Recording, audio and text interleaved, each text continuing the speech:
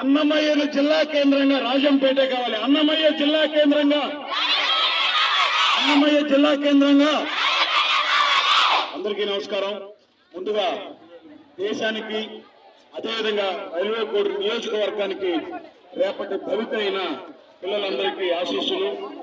ఇక్కడ ఉన్నటువంటి గౌరవ ఎమ్మెల్యే అరవ శ్రీధర్ గారికి, అలాగే తెలుగుదేశం పార్టీ యువ నాయకులు సాయి వికాస్ రెడ్డి గారికి, మరీ ముఖ్యంగా ఈ ఉద్యమాన్ని ఇంత స్థాయిలో తీసుకెళ్తున్నటువంటి ప్రతి స్కూల్ కరెస్పాండెంట్ కు మేము చేతులు జోడించి నమస్కరిస్తున్నాం.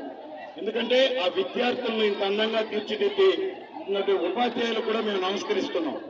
మనం ఒక ఉద్యమం అంటే మనం ఏదో వెళ్దాం, కనీసం వాళ్ళు పాల్గొని ఏమో అంటుంటారు, మనం జస్టిస్ అందామని కాదు. నేను టీచర్ని రిక్వెస్ట్ చేస్తున్నా, ఎందుకు మనం ఈరోజు ధర్నాలో పాల్గొనామనేది వాళ్ళకి తెలియజెప్పాలి. మీరు క్లాసు ఈరోజు రాయచోటుకు వెళితే మనకు 3 మార్గాలు: కడప నుంచి ఘాటు, రాజంపేట నుంచి ఘాటు, తిరుపతి నుంచి ఘాటు, 3 ఘాట్ రోడ్ల నుంచి దాటుకుని పోవాలి.